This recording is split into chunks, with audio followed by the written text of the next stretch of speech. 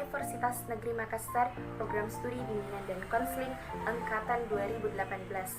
Nah, pada kesempatan saya akan menjelaskan mengenai pendekatan postmodern (SFDC). Nah, jadi Solution Focused Brief Counseling atau biasa disingkat dengan SFDC merupakan pendekatan konseling postmodern yang dikembangkan pada tahun 1982 oleh Insoo Kim Bird dan Guy Sesser. Nah, SFDC ini merupakan pendekatan yang berbasis pada potensi dan kekuatan konseling yang berfokus pada solusi dan masa depan. Jadi, SFDC ini adalah konseling singkat berbasis pada solusi. Kenapa dikatakan singkat? Karena pada tahap identifikasi masalah, eksplorasinya itu menjadi lebih pendek dan mengabaikan deskripsi masalah secara lengkap. Artinya, SFDC ini tidak berpusat pada penyebab terjadinya masalah, melainkan fokus pada solusi atas masalahnya. Adapun hakikat manusia menurut SFDC. Jadi yang pertama, pada dasarnya manusia itu bersifat optimistik. Artinya, individu yang sehat dan kompeten adalah individu yang selalu berpandangan baik dalam menghadapi segala hal dan mempunyai kemampuan untuk membangun solusi yang dapat meningkatkan kehidupan mereka. Nah, ada beberapa tujuan dari pendekatan SFDC. Di antaranya, yang pertama, mengubah pandangan konseling terhadap situasi atau kerangka acuan. Yang kedua, merubah tindakan konseling dalam menangani situasi yang problematis. Yang ketiga, kekuatan dan daya yang dimiliki oleh konseling. Nah, adapun hubungan konseling menurut SFDC, yaitu dalam proses konseling, hubungan yang terbaik adalah hubungan yang kolaboratif, di mana seorang konselor sebagai ahli dalam proses konseling dan sebagai orang yang tidak tahu atas kehidupan konselingnya, sementara konselingnya adalah ahli dari kehidupannya. Nah, jadi dengan ketidaktahuan seorang konselor, maka konselor akan memberikan kesempatan kepada konseling untuk membangun solusi. Nah, selanjutnya tahapan SFDC. Jadi yang pertama itu ada attending, di mana attending ini sama dengan membangun hubungan baik antara konselor dan konseli untuk berkolaborasi dengan menggunakan topik netral. Yang kedua, mengidentifikasi masalah. Jadi pada tahap ini konselor memberikan pertanyaan kepada konseli sehingga dapat mengetahui penyebab masalahnya. Nah, yang ketiga, menetapkan tujuan. Pada tahapan ini, konselor dan konseli berkolaborasi untuk menentukan tujuan yang spesifik.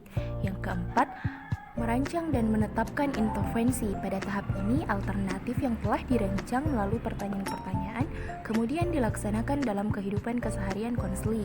Nah, yang kelima adalah tahap termination atau sesi mengakhiri konseling. Nah, adapun teknik-teknik SFDC. Jadi, ada beberapa teknik yang paling sering digunakan dalam SFDC. Yang pertama, miracle question atau pertanyaan keajaiban. Jadi, pertanyaan keajaiban ini adalah cara untuk menanyakan tujuan yang datangnya dari konseli sendiri. Nah, yang kedua, ada exception question atau pertanyaan eksepsi, di mana pertanyaan eksepsi ini bertujuan untuk memberdayakan konseli dalam menemukan solusi. 3. Scaling question atau pertanyaan berskala, yaitu dapat membantu konseli untuk melihat masalah mereka pada sebuah skala. Keempat, coping question. Nah, di mana pertanyaan coping ini digunakan untuk mengantarkan konseli pada perilaku yang mengarah pada solusi. Kemudian yang kelima, compliment atau pujian, di mana teknik ini adalah salah satu yang paling penting dalam SFDC. Nah, jadi adanya teknik pujian ini dimaksudkan agar konseli merasa dihargai dan menghargai setiap usaha yang dilakukannya. Nah, yang keenam, precision change question, di mana pertanyaan ini bertujuan untuk mengidentifikasi perubahan yang terjadi pada diri konseli sebelum bertemu dengan konselor untuk melakukan sesi konseling pertama kali. Nah, yang terakhir adalah formula for session tasks, di mana memberikan tugas pada sesi pertama bertujuan untuk membantu konseli agar memantau tindakan dan lingkungan mereka yang membuat konseli menjadi lebih baik.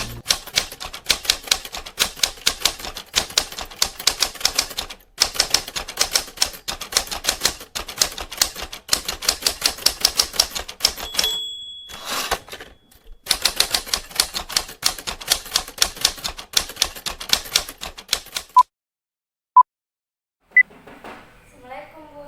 Ya, waalaikumsalam. Masuk, Kina. Ya, Bu, terima kasih. Ya, silakan duduk.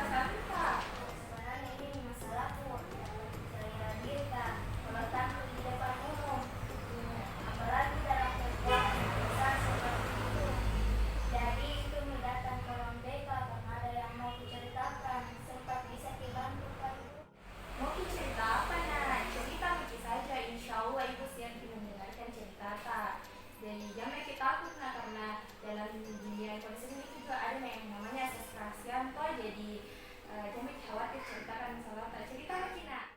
Begini Bu, sebenarnya